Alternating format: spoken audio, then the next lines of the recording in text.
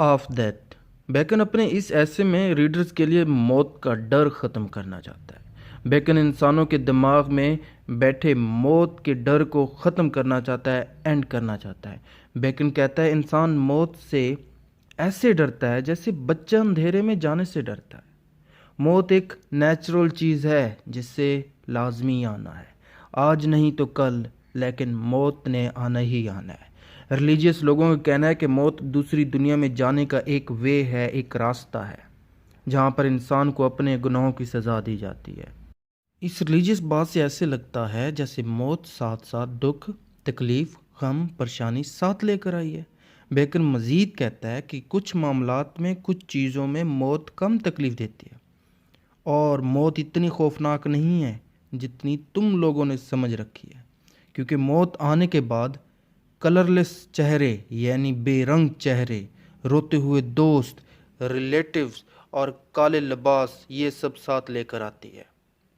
इसके बाद हमारा ये सवाल होना चाहिए कि मौत का डर कैसे ख़त्म किया जाना चाहिए, जिसका जवाब बेकन अपने इस ऐसे में देता है।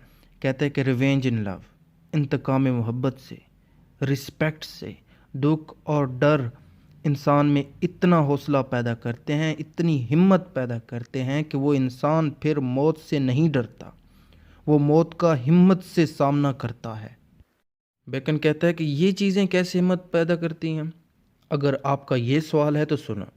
रोमन किंग ओथो जब एक जंग में बुरी तरह हारता है तो ओथो खुद को कत्ल कर देता है, और बहुत से लोगों ने इसकी हमदर्दी में इसकी इस सेक्रीफाइस की वजह से अपनी जानें दी। यहाँ पर आप लोगों को क्या दिखा? एक ऐसा इंसान जिसे मौत का डर नहीं था। क्यों डर नहीं था, ये आपने मुझे कमेंट्स में बताना है। इसी तरह अगस्टस सीजर ने लिविया को किस करते हुए अपनी आखिरी सांस ली, तो यहाँ पे मोहब्बत की एग्जाम्पल भी सेट हो गई। मौत की तीसरी एग्जाम्पल सेप्टिमस की है, जो एक लेटर लिखने के दौरान मर जाता है। गोल्बा नाम का बंदा तो कमाल ही करता है, जैसे ही अपनी फ़ौज को हमला करने के लिए कहता है तो वो सांस, इसका आखिरी सांस निकलता है, क्योंकि ये बोलते हुए मर जाता है। बेकन कहता है मौत भी बर्थ यानी पैदाइश की तरह है, नेचुरल है। पैदाइश से बच्चे को इतनी ही तकलीफ़ होती है जितनी दूसरों के लिए मौत की होती है। फिर बेकन कहता है कि अगर कोई नेक इंसान है और उसका नेक पर्पज़ है, अच्छा पर्पज़ है, अच्छा मकसद है, तो उसे मौत की तकलीफ़ कम होती है।